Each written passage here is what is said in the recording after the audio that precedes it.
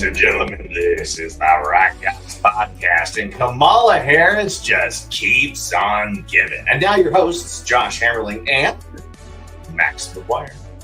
Welcome back, Right Guys Podcast. Happy Wednesday. Lots to get into. It's been interesting. I don't like making the show all about polls, because that makes it truly a daily show. But there's something happening in polls that I think is worth talking about.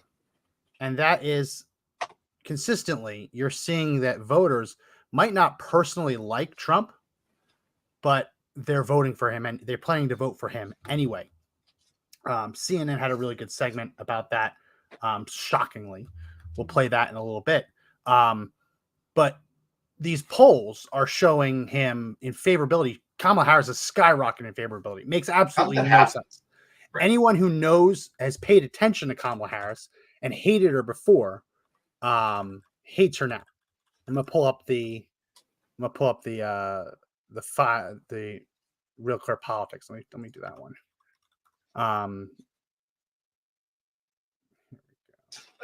It's just interesting that suddenly out of nowhere, people like her. Like somebody sprinkled magic dust in the air around here, and suddenly she went from being a vicious sort of lawyer to the most beloved person on the planet. And the timing's just suspect. There's nothing that's happened that usually leads to somebody getting more popular, right? And they're almost always like disasters or something happening in politics, things that kind of drive it, or a convention or something like that. And then you get to see them, they talk, and then suddenly people kind of fall in love with it. But that hasn't happened. Because if she had been out talking like she normally does, she's just not out there that often. So how is it happening, right? It's not like she suddenly became the most suave, debonair speaker on the planet. So what's happening? Who's driving? She became the Democrat nominee. So it's starting to fall to earth a little bit.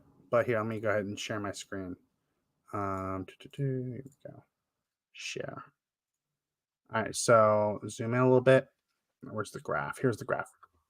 So since 2021, since middle of 2021, she has been unfavorable. People have not liked her.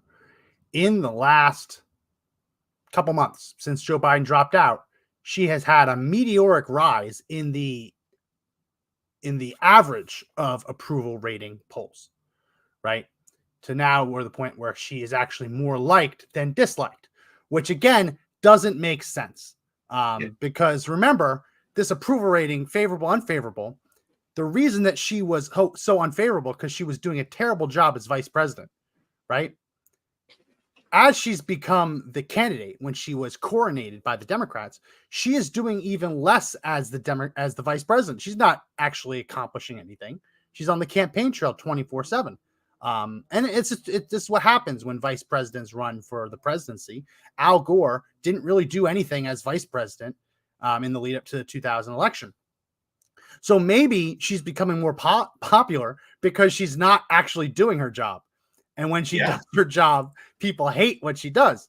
But what's interesting, and I want to play this clip from CNN, is they cover it.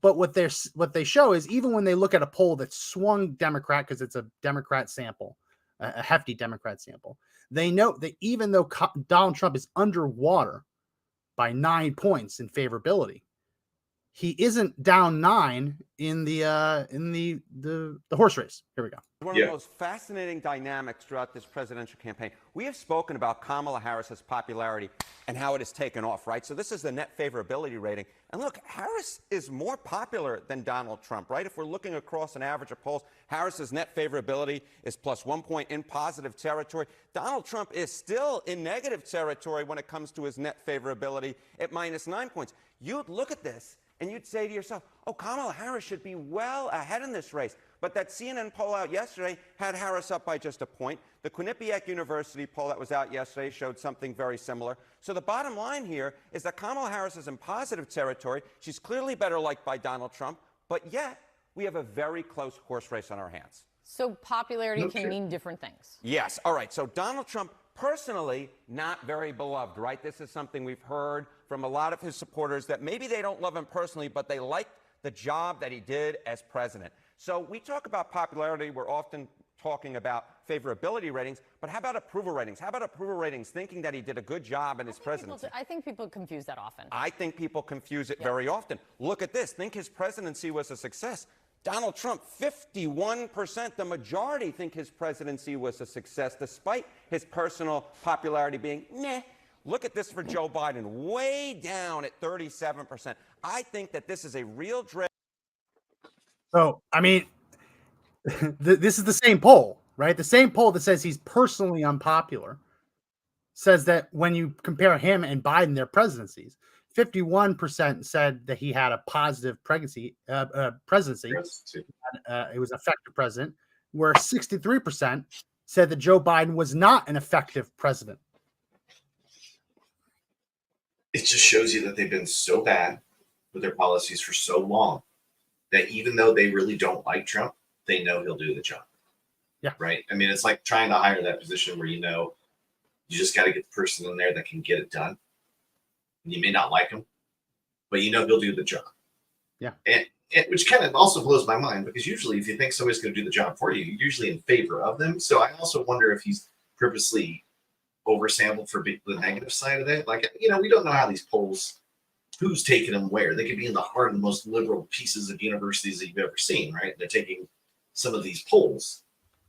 So I just think that they've been so bad for so long. That's what's driving the horse race, right? I mean, he's going to get it done. I'd rather vote for the guy I don't like than Kamala Harris.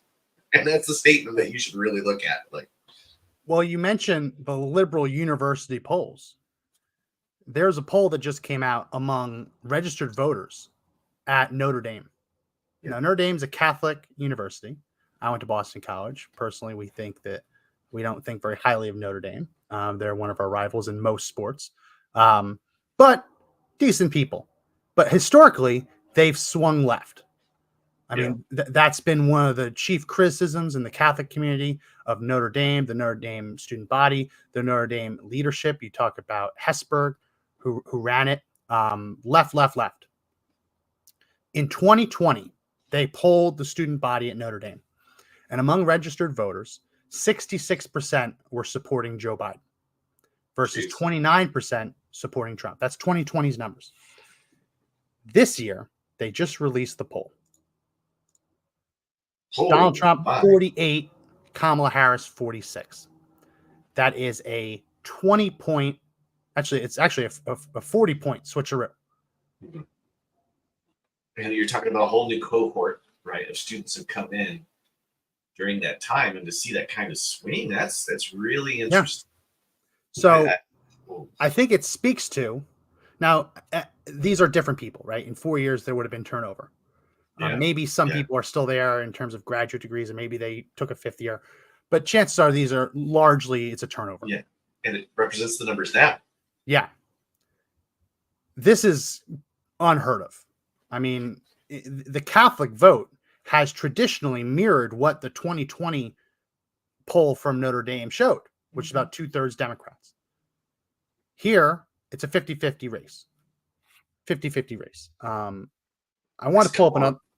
So I was going to say, has Kamala gotten so liberal that even the liberal universities, at least people attending it, are like, whoa, this is still a little too much for us, right? I mean, how far left is she? that lefties are jumping ship. Yeah. Well, here's another one. Quinnipiac, no Trump friend, just out today. Quinnipiac. It came out today, but it's from 9/22. A national poll of Hispanic voters showing Donald Trump up 8, which again, this is a flip of what 2020 was like, Trump versus Biden. Biden had around 60, high 50s%, around 60%. I think it was like 58, 59% support among Hispanic voters in the 2020 election. Donald Trump was in the low to mid 40s. This is a flip. It's complete flip. Wow. If you're the Democrats, you're sitting there thinking, good Lord, what have we done? I mean, I think just seeing how they haven't done the job and how their policies have been so destructive, I mean, they have shot themselves in the foot. And people are finally starting to see it, right? Yeah. And this popularity bump, it's just coming from the media that's trying to prop up a candidate who was created by the media. Right? We just injected into the system. So this was one of the responses to this poll from, where was it from? Just want to get it right. To this Quinnipiac poll. Quinnipiac, not a friend of Trump's. They are a D plus. They lean Democrat for sure. Yeah. This person, Matt Barreto, said the Quinnipiac Latino sample is so laughably bad. In 2020, they had Trump ahead or tied with Latinos all cycle, and then Biden ended at 65% on election day. Here is the very recent Economist YouGov poll showing Harris plus 28 with Hispanic voters. Now, this is true. This is what the YouGov poll showed last week. But here's the deal. I'm gonna make this full screen so we can see it really clearly. They polled 172 Hispanics. So this poll, unweighted, was D plus 8. Thanks. Meaning that they thought the Democrat electorate was 8% larger than the Republican electorate, which no one thinks that. In fact, I think it was actually Gallup that came out today, said it's R plus 3. I'll see if I can find that. Good Lord, that would be crazy. That'd be insane. So let's talk about this. It's D plus 8. So just keep that 8% Democrat advantage in the back of your mind, right? 172 people. How do you know how many? This isn't a quiz, but can you guess how many registered Latino Hispanic voters there are in the United States? 30 million. Close. 36.2 million is the estimate. Really? Wow. So here's the deal. Let's give them the benefit of doubt and assume that they have a 95% confidence rating, which is statistics talk. You don't have to dive into it. Sure. But if you have a 95% confidence interval, and you're trying to make a 172 person survey represent 36.2 million people, what you get is a margin of error of 8%, which generally is too large to publish. Like, you generally don't publish polls that are margin of error 8%. At least you don't go into the demographic sides and say, oh yeah, we polled Hispanics and this is what they say. It's a very large margin of error. But that 8%, again, it can be 8% lower. Plus the fact that they're oversampling Democrats by 8%, right? Means that this could potentially be 16 points off. Yeah. Which would bring you right in line, right around where Donald Trump was in that poll that they said was no good. Right? I mean, but it doesn't serve the agenda. Yeah. You say, oh, she has 60 points. Well, it's plus 8, and it's a margin of error of 8%. So her 60%, let's say it's completely wrong. What does that bring her? Minus 16? Brings her to 44. So, like, the left is trying to discredit these polls, but the fact that they're trying to discredit Quinnipiac, which has not been a pro-Trump poll at all. Like, there's not many pro-Trumpers in the academic halls in Connecticut? Is that where Quinnipiac is? Yeah. You're not going to find many Republican statistic professors in Connecticut. It's just kind of like weaponizing the polls to try to push narrative again, right? Whenever you're suffering, you find a way to introduce something that makes it look positive, right? I mean, you want to talk about the best propaganda machine that's ever existed. I give you the Harris Waltz campaign. Oh yeah. You know, and everybody's carrying the water. But when Quinnipiac however you pronounce it, right? When they put something out that shows that, and the daggers come out, there's something to be said to it, right? There's something to be said. And oh boy, it's going to be an interesting election. We're only a couple days out. Election. It's a month and a half away. If you haven't registered to vote, register to vote. If you've 41 days. If you've moved in the last 4 years, make sure you update your location so you can vote. Lots of people think that they're still registered to vote in their state, but they've moved a county over, a town over. You still got to re-register so that you're in the right books. Kamala Harris, I want to talk a little bit about Pennsylvania, but Kamala Harris had a big event. Not her, but her campaign had an event. I believe this was in Harrisburg, Pennsylvania, which is where the state capital is. I've been there. Very nice. I went there once for New Year's. They drop a strawberry. They don't drop a crystal filled ball. They do a strawberry drop, which is interesting. Yeah. Big campaign event. Not her, but her team. Not a very big showing. Not a very big showing. And just to be completely clear, where's this? Harris Falls, Harrisburg, Pennsylvania. This is the kind of stuff you don't want photographed.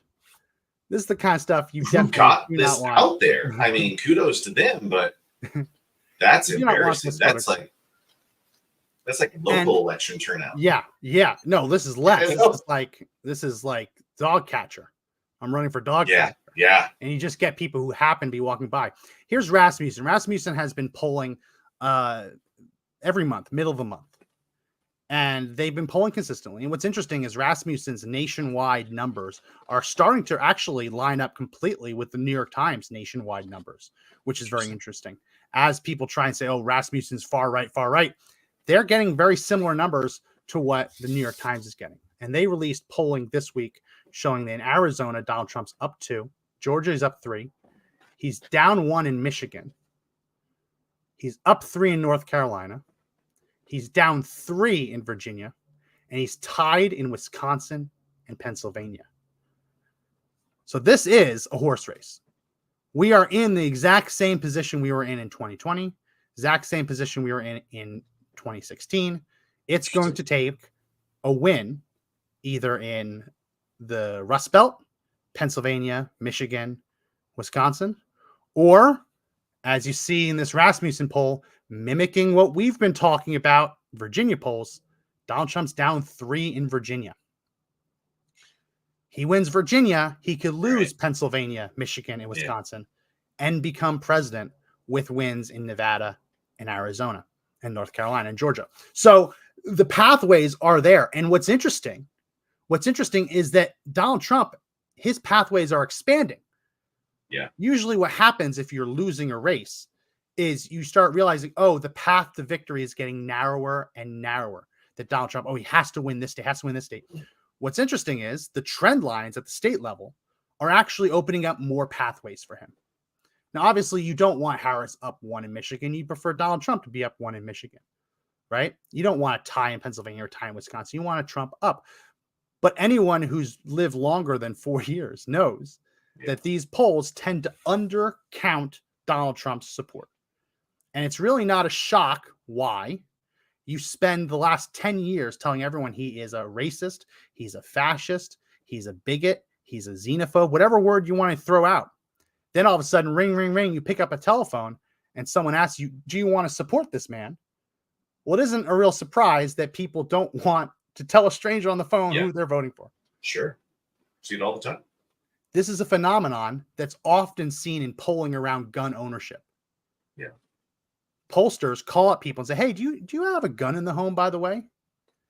Now, free advice, and I'm sure Josh, as a self-defense trainer, can mimic this. If someone random calls you up and asks you if you have a gun in your house, you hang up the phone. Yeah.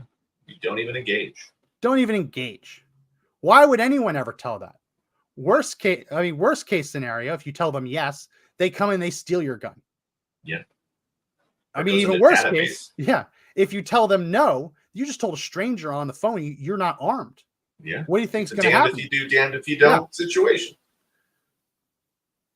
So that's something that kind of mimics a phenomenon called the Bradley effect, which refers to a black mayoral candidate from, I think it was LA or San Francisco, one of the cities in California in the 80s, I think, who was running for mayor. And people kept telling these strangers on the phone, these pollsters, yes, I'm voting for him. But in the end, he lost. And what political scientists went back and looked at and said, what was it about it? Oh, well, people didn't want to come off as racist. People didn't want to come off as racist. So they told pollsters they were supporting a black candidate, but ended up not supporting him. Now, it doesn't mean that they were racially against him because he was black. The studies found that there weren't just a bunch of racists. They voted against him for policy reasons, right? I suspect, we know that there's a similar phenomenon for Trump. People not wanting to tell a stranger on the phone they're voting for Trump. People won't even tell their family members they're voting for Trump. No.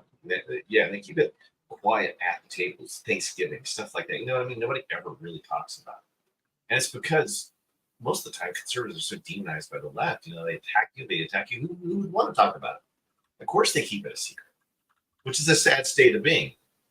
But what it does is it underreports Trump's support. And that's going to be the biggest kick in the what's when election day rolls in. It's really going to freak him out, right? Yeah.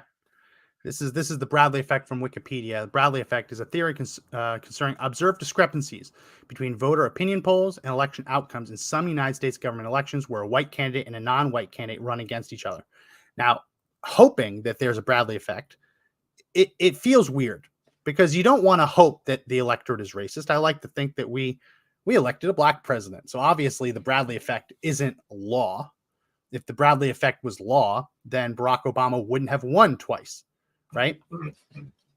But there is a subset of the voting population in a country where race is much more front and center now than it was in 2008. I mean, everything's racist. Yeah. Right. I haven't gotten to see Matt Walsh's new movie yet. Am I Racist? Yeah. I wanted to get out there for opening night, but just couldn't swing it. But everything is racist. Microaggressions, everything is being pushed as, oh, that's racist. So obviously you're going to have people who don't want to appear racist. Yeah. So the question is, how much is there a Bradley effect in this election? Is there a percentage of Kamala Harris's support in these polls that is kind of being misrepresented because of a Bradley effect? You don't know. We won't know until election day. But I suspect that it probably does exist in places like North Carolina and Virginia. So then you start looking, okay, well, if Donald Trump is underpolled, Kamala Harris might be a little overpolled. You start looking at the discrepancies in the polling between people saying they don't like Trump, but they're still voting for him. You can't look at a poll that says Kamala Harris up 2 and feel like it's over. Well, then it takes us back to the first point that you made, is that this is how you get to a point when you say, I don't like the guy, but he's the best choice to do the job right. And normal, everyday Americans are seeing. Yeah. And that's the big difference. That's something that they can't, there's no way to quantify that, right? There's no way to quantify the pain that people are feeling. And there's no way to quantify those that are hiding because of the shame that they try to bring on you for being a Trump supporter. We've seen it for 8 years, right? People in college, when Trump first was running, they would shame me because I was running. I wanted Trump to win. Shaming me. Like in the class, you know what I mean? Like the vitriol was real. And they were shocked that somebody could get elected who was just so unlikable, right? And then we ask ourselves, are these polls honest? Are these unlikability ratings honest? Is this a narrative being driven? Because right now he's winning a dogfight, and apparently people don't like him. So if they don't know how to reconcile this, they're going to have to do the evaluations, and they'll just show that it's all a bunch of bullshit that they're feeding us, right? Yeah. Yesterday, numbers for weapons. Yesterday, Donald Trump went into a grocery store, and he handed a woman $100. Say, hey, here you go. This should help your grocery bill a little bit. Just to be nice, right? Yeah. Candidates do this. They'll walk into a burger place and buy burgers everybody. for the staff, right? Buy everyone burgers. I mean, not Kamala Harris, because she doesn't like people. But the left is trying to say that was a campaign violation. I mean, this is how crazy that he's buying votes. This is how crazy. But the juxtaposition is pretty intense. While Donald Trump was surveying grocery stores and trying to learn from people what to expect, right? Do you know what Josh Shapiro was doing yesterday, governor of Pennsylvania? He was hanging out with somebody, wasn't he? Yeah, he was hanging out with Vladimir Zelensky. Oh, that's right. And he was literally signing artillery shells. I mean, this is the juxtaposition, right? You have a Republican in a grocery store asking people, how is it? What's more expensive? What can we do to bring things down, right? Asking the grocery store managers, what's hurting you? What can we help with, right? Meanwhile, in the very same state, the governor of the party that's supposed to be for peace is signing an artillery shell. What does that mean? When you sign an artillery shell, you're sending a message to someone who's about to be killed by that artillery shell. Yes. Traditionally, yes. So why would you do such? I mean, wow. I didn't think about how differently they are, but right? Because they are acting as the party of war. The Dems are acting as a party of war right here and now. And Donald Trump's helping actual Americans out by giving them $100. And he's a billionaire. And he has that kind of a blessing, right? He can go out there and say, here's some help. Is Kamala out there buying people groceries? She's probably going to do it now because they realize how important it is. But imagine getting $100 in the store by somebody and they're like, here, this is just for your groceries. And they walked away. Could you imagine? Yeah. It would be such a blessing. So, pisses me off. So here's the other side of it, right? You're wondering why is everything so expensive? Because the U.S. government is spending a ton of money. Right? I mean, one of the leading drivers of inflation has been out of control government spending. Yes. Right? So the Inflation Reduction Act was actually just a big spending bill. Right? The coronavirus rescue package was just a really big spending bill. Right? So as you spend more money, because they're not borrowing this money, right? They're just printing it. So as you print hundreds of billions or trillions of dollars, that devalues the worth of everyone else's money, right? Yeah. So if you just put your cash under your mattress in 4 years, it's worth a lot less. Take everything else out because of out of control government spending. Josh, each of those shells that you see there, we're not using them. I mean, the governor of Pennsylvania isn't signing them so they go into the United States arsenal. No. He's touring this factory because we've paid this company to tool up, ramp up production. We've paid them to manufacture these shells just to give them to Ukraine. Not to sell them to Ukraine, just to give them to Ukraine. It costs over $8,000 per artillery shell for us to manufacture it, ship it over. I think it costs more to ship it because those aren't easy things to ship. But $8,000, right? So the juxtaposition of Donald Trump handing a mother of a couple of children here, $100 here you go. I'm a billionaire. Don't care if you vote for me. Here you go. This should help. Yeah. Versus the Democrat governor not just signing the thing that's going to go kill someone. That's weird. This reminds me of these guys in Vietnam, saying, on its way to the enemy, right? Or in World War II, this one's headed to Hitler. If I'm the rest of the world watching this and the United States is signing the artillery shells Ukraine is using at war, that tells the world that we back the Ukrainians all the way. Yeah. To the point where, the rest of the players in the game, they're going to get pissed. How long does this continue before Democrats drive us into more war because of acts like this? Donald Trump is not out there beating the drums of war. He's too busy trying to help the American people. And here we see what the Democrats really are about. They're just warmongers. Well, you as an anthropologist by trade, you know what the us-them dichotomy is. It's the idea that in order for there to be an us, there has to be a them. Them. And the idea that we're part of a global family is hogwash. The global family doesn't put food on the table, right? Global family doesn't stop you from being robbed, right? Your community is a lot smaller than the left wants you to believe it is, right? So throughout history, anytime there's been a war, you have to dehumanize the other side because it's inherently inhumane. It's unhuman to give someone a rifle and say, okay, go shoot someone you don't know.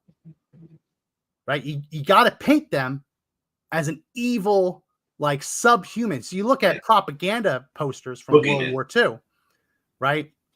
The Japanese were presented as savages, as unhuman, as monkeys, right?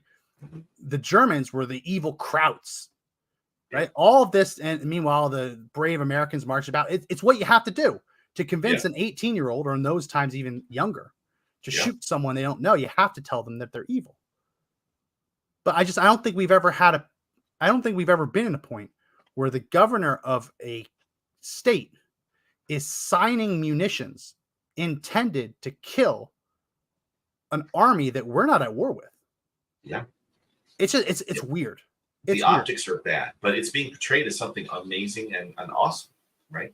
When it ends the news cycle at night, it's going to be touted as, what real support is. We support Ukraine, and we support the war machine.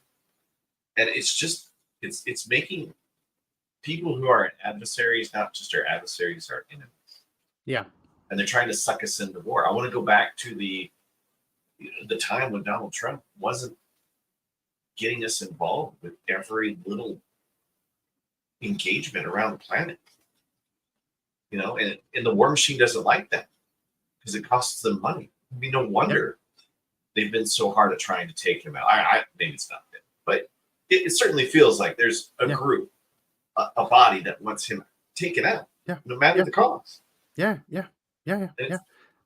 That table, 8 of those artillery shells, rounded up, that's $50,000. Yeah. So who paid for it? Who paid for it? It's we paid for it. Yeah. I mean, it's got to be. Yeah, the state certainly is paying for it, right? Because they probably got to shell out money. You and I did in our taxes that we paid. Yeah. And maybe here's the kicker: is that it's being paid for money they haven't even collected from us yet. Yeah. And it's called the federal deficit. Oh yeah. There's paying it off, putting it on the national credit card. Yeah. So that woman, I mean, it's unknowable. It's really hard to calculate. But the woman having a hard time paying for her groceries that Donald Trump gave the $100 to, this contributed to that. Yeah. And people realize that. And CNN had another segment where they're finding, I mean, they're sending these people out to restaurants, Josh, in swing states, and they can't find a single Kamala Harris supporter in these restaurants. Unbelievable, right? They can't find them. And here's a clip of a woman who's getting pressured by her entire family to vote for Kamala Harris because it's historic, but she just can't do it. Willis isn't sold, isn't sure the vice president is up to the top job. I've been a Democrat my entire adult life. This has actually been the first year where I was considering voting Republican. Her mother isn't happy. Never thought she'd see a black person president in her life. She did. Now, Kamala Harris is for president. My mother says she don't care what she does. Let's just get her in there.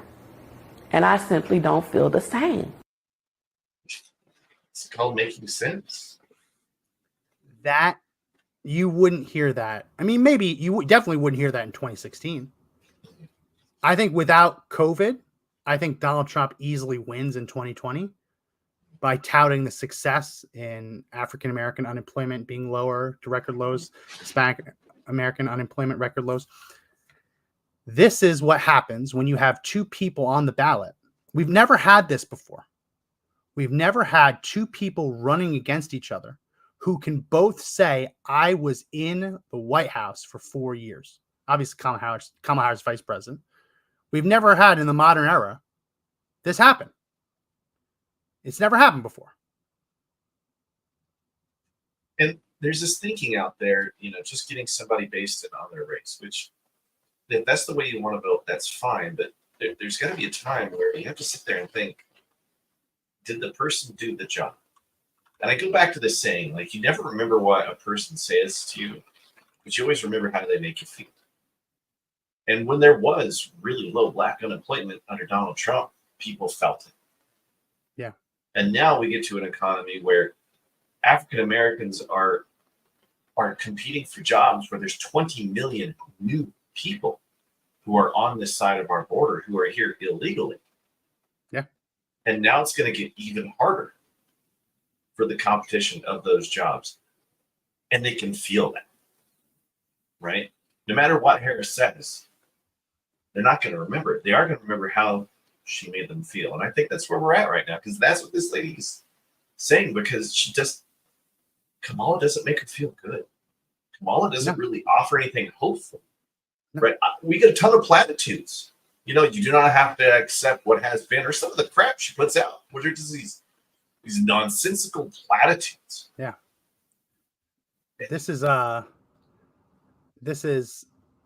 New York Post, but Biden's Fed chair, Jerome Powell, blames the influx of illegal migrants on rising unemployment rate. Wow, really? When Sure, Donald wow. Trump stood on stage and said that illegal aliens are taking black jobs, which, by the way, Joe Biden, we mentioned this on the show, a couple weeks later, talked about black jobs. No one called him a racist for using that term. No. Black jobs is just the antonym for black unemployment. You either have black employment, you have black unemployment. Biden's own administration is linking rising black unemployment rates to illegal aliens coming into the country.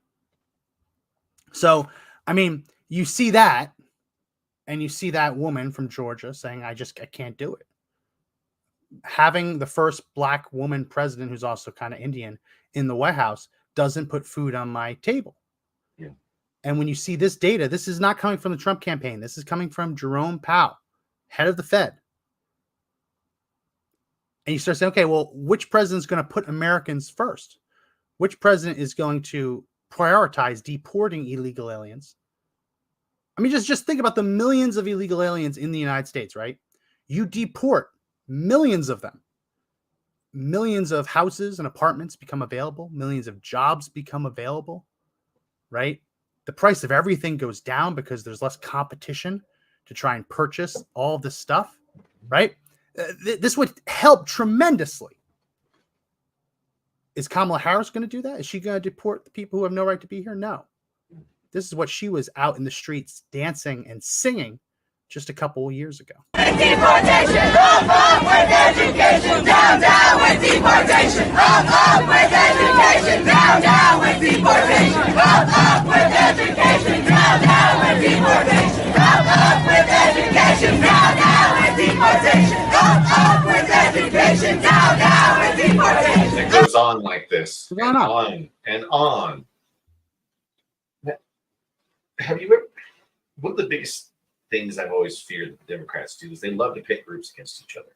Mm-hmm. And now we're going to have two minority groups who are competing for the same jobs. Yep. We're competing for the same living and lifestyle. And when you have two competing forces, usually one is hard. Yeah. They're setting up a fight. Yep. And that's what we're getting.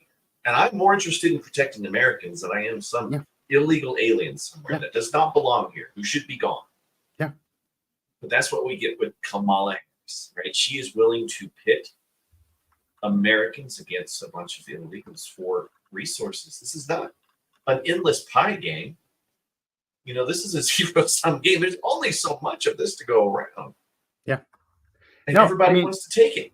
This is what I've talked about. You've talked about what we talked about on the show. The Democrat coalition, the Democrat tent, is made up of a bunch of people that if they actually stopped and looked at it, they'd realize, oh, I can't vote for this. This is against my interest, right?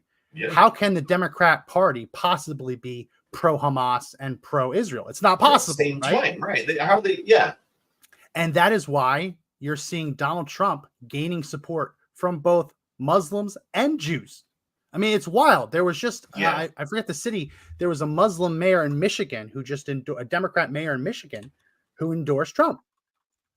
Now, Trump has made it very clear, I am anti-Hamas, right? He's anti-Hamas. Yeah. But the difference is that he's not trying to play both sides of the fence, right? Yeah. Right? So Kamala Harris, you can't be pro-Hamas and pro-Israel. You can't be pro-black employment and pro-illegal immigration. You can't. They cancel each other out. You can't have it. You just can't have it. So what we're seeing, I think part of the reason why we're seeing so many people in the African-American community lining up to vote for Trump. I mean, that poll that we showed earlier, the one that person on Twitter tried to refute Trump, that, oh, he's not gaining ground with Latinos. That poll +8 had Trump with 17% support in the black community, right? That was the target number right around there. Like if you can get 17, 20, 25%, it should be game over, right?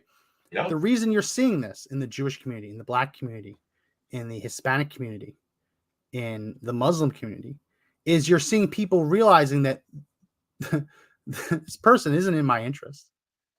And regardless of the fighting between each other, right? Social stuff has to take a backseat to the economy. It has to. Yeah, it has to, because you can't have these kind of social anythings if we don't have an economy that's working, right? Yeah. If we don't have like an actual continuity of government, if we don't have only Americans voting in our elections, I mean, it's just the perfect recipe for disaster. Every time they do something, they introduce something awful, and people just keep voting for more of it. Yeah. And I'm really worried because now, like I said, they're pitting groups against each other. You see the Venezuelan gangs fighting the local Chicago gangs because now they've avoided gang violence on top of this stuff. You know what I mean? The competition doesn't happen in just jobs, right? It happens in the underworld too. Yeah. And you don't want anybody running the underworld, but imagine if people running your underworld are a bunch of violent Venezuelan gangs who have kill houses, right? This is all imported via Kamala Harris. Yeah. You know, Mandy in the comment section says, what are your thoughts on Candace Owens' last few podcasts? I haven't watched her podcast. I know she's kind of gotten off the deep end a little bit. If I looked at my bingo card at the beginning of the year, I wouldn't think that she would lose her job at Daily Wire over her position on Israel. I wouldn't have expected that. I would have thought that this election was too important and that her other conservative beliefs were too important to kind of go into that rabbit hole. I've seen some of the stuff she put out, and it's not for me anymore.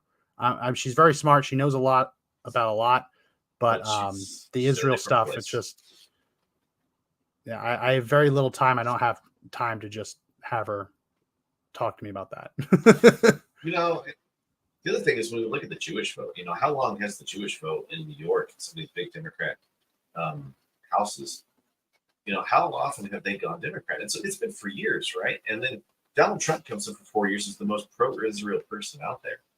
Yeah. But even that vote starts to swing in New York. Like, I hope some of these eastern states are in play. You know, it'd be beautiful to watch a New Jersey turn flip red. Could you imagine? It would be great, but New York. Yeah. I mean, but can it though? I mean, when we say it can't happen, we give up. But we should. I mean, we should be saying New York should be red. New Jersey should be red. Wisconsin should be red, right?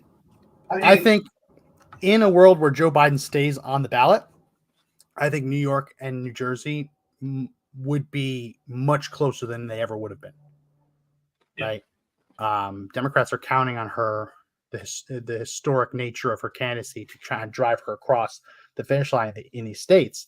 New Jersey has a very big Indian community. I'm sure that they're counting on that. Yeah, no, in a world where Biden is winning, is on the ballot, I think Trump gets very, very close in New York and New Jersey. Because then the flip side is you have Kamala Harris out there saying things like this. We need to guard that spirit. We have to guard that spirit.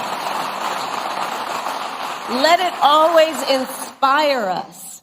Let it always be the source of our optimism, which is that spirit that is so uniquely American.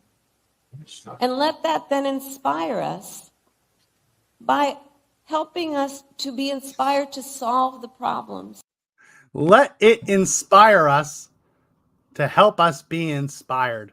I mean, I've said this the entire time. Kamala Harris, when she goes off script, she is a college freshman trying to write an essay. The professor says it has to be 3,000 words, and they finish the essay and it's 2,800 words, right? And you're like, okay, I gotta flesh this out.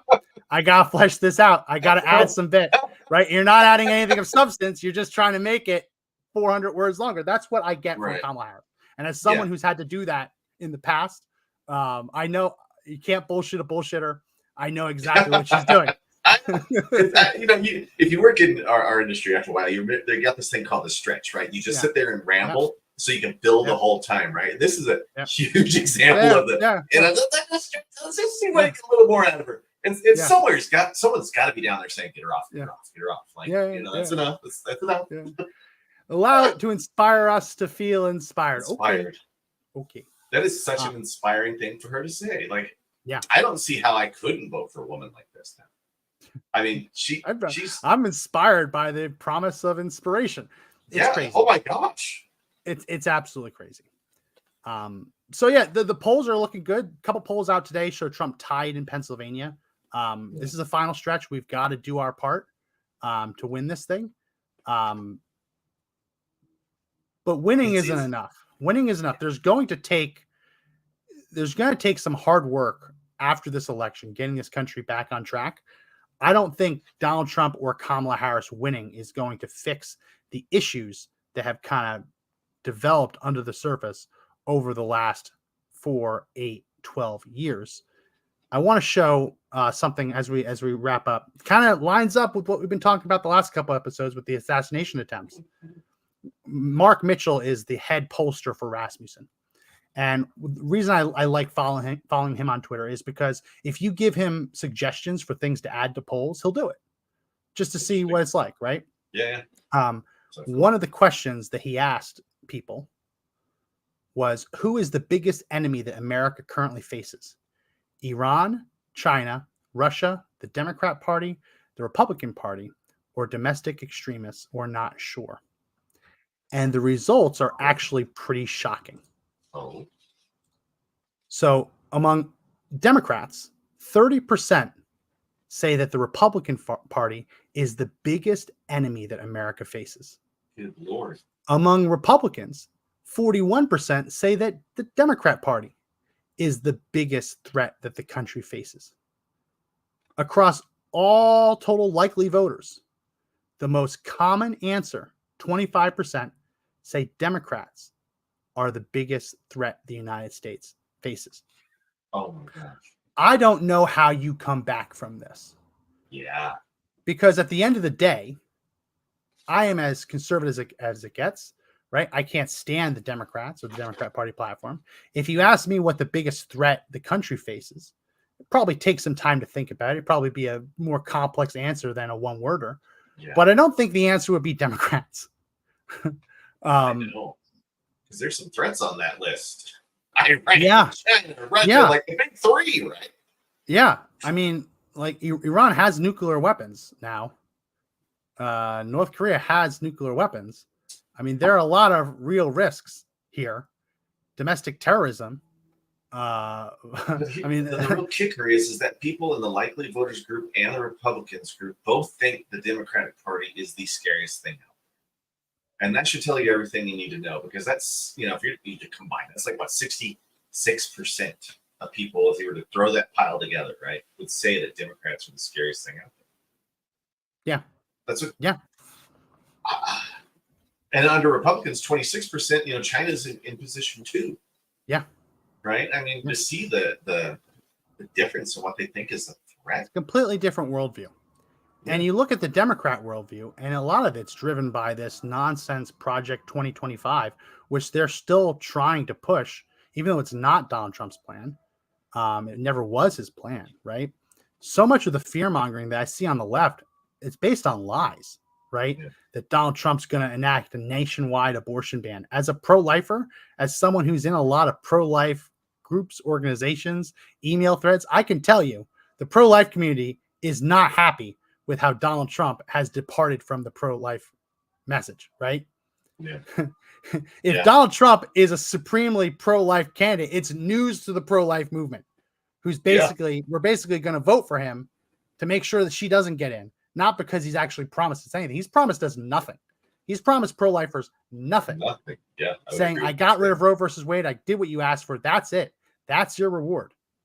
Vote for me for every other reason. So much of the left's demonization of the Republican Party, it's all fear mongering. Oh, they're gonna put the kids in cages. I'll put the kids in the cages that Barack Obama built. Okay. They're gonna stop people from coming in the country. Oh, stop people from coming in the country from potential terror hotspots. Okay. It's all demonization.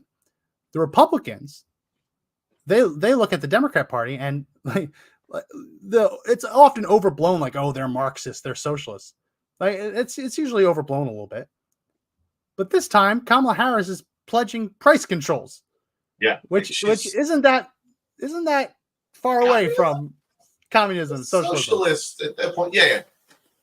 But let's look at that Democrat column again, because they're believing the propaganda. Because the Republican Party and domestic extremists, that means those white guys that they always talk about, who are the groups that are trying to come out there, they don't see Iran as a threat, which is crazy, because they hate our guts, right? I mean, there's rumors that they're trying to kill Donald Trump, right? They're the ones pushing these assassinations. That would be that state-sponsored help that we talked about on this show.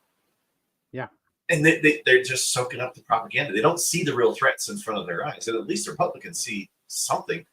But again, to see the Democrats as the number one threat to the country. This is Pennsylvania. This is Pennsylvania. Yeah. But notice that when you take the Democrat and Republicans, if you add up Democrat Party, Republican Party, domestic extremists, both sides are about the same, right? 57% Republicans say that the biggest threat to the nation is in the nation. 60% of Democrats say the biggest threat to the nation is in the nation. Yeah. I mean, it's hard to have a country where the majority of people believe that the biggest threat to the nation's existence is standing next to them. Yeah. Who's headed to the polling places? Who's living next door to you, right? Who's downtown at some sort of demonstration, right? It just means that we're at each other's throats. Yeah. And it's because there's both parties are diametrically opposed now. I mean, the things that Democrats stand for are anti-American. They are anti-capitalism. There are nuggets of truth in saying that, Republican, if you're a Democrat, you're fine to believe that Republican policies are bad, right? They're harmful. I disagree with you, but you're fine to say that. There's definitely nuggets of truth in that Democrat Party policies are harmful if enacted, right? There has to be, though, a way to express that without generating this, right? Because you wonder, how can someone wake up one day and just decide to go and try and kill Donald Trump in Butler, Pennsylvania? Which, by the way, Donald Trump just announced he's going back to Butler on October 5th. Like, he's that guy, that kid was a registered Republican. Look at this map in Pennsylvania. 9% of Republicans say that the Republican Party is the biggest threat to the country. That's crazy. And they haven't changed their voter registration, which is a weird answer, right? Same reflection of the Dem side, though. I mean, 90% of their own people think so. Yeah. So that's kind of in line with both parties. But you wonder how a kid could wake up in Pennsylvania one morning and say, what am I going to do today? I go get a coffee, go grocery shopping. I'll try and assassinate the 45th president. You play video games when I'm done. Yeah. The way you get there is by the constant demonization. This didn't happen overnight. Yeah. This polling didn't happen overnight. And it's not going to end overnight either. Donald Trump wins, Kamala Harris wins. This isn't going to go away. There is a deep distrust between Democrats, Republicans, beyond distrust. We actually believe that they're the biggest threat. That has to get fixed. You can't have a nation where the majority of people think the biggest threat to their existence is somewhere right next to them. You can't have a nation like that. You have to have a nation willing to all pull from the same rope to try and advance ourselves forward. As long as people are looking around for the greatest risk, talk about the us-them dichotomy, right? There can't be an us without a them. Well, what happens when the them is the us, right? What happens when we have to be worried about our neighbor instead of all pulling together to oppose an external threat? It's uncharted territory. It makes me nervous for what's happening. And I just want to remind people that a house divided cannot stand. If we're constantly at each other's throats, if somebody else tries to walk in, it's going to be a threat to the nation. And Donald Trump had to cancel a Wisconsin rally because the Secret Service said they couldn't protect him. I wonder if they were on the hotline for the drone service. Yeah. At the same time, like, it's really interesting. Like, there's more dirty politics to come, Jane. That's happening every day. Joe Biden's order was that Donald Trump have presidential level Secret Service protection. The president has never been told he cannot go to a rally because the Secret Service can't protect him. So methinks that Donald Trump does not have presidential level Secret Service protection. We'll see. We'll see. That's it for this edition of the podcast. If you like the podcast, subscribe, like, comment, share. We're on Rumble. We're on YouTube. We're on X. Go follow us there. Subscribe. All that fun stuff. We also have the audio edition of the podcast. Find it everywhere you can find audio podcasts. Subscribe, set it to auto download, and you can listen. We try and make this as audio friendly as possible so you can listen during your commute. That's it for this edition. My name is Max McGuire. I'm Josh Ammerlin. Remember, the fight to take back our country is not over yet, but the only way we win is if we all stand up and fight together. See you next time.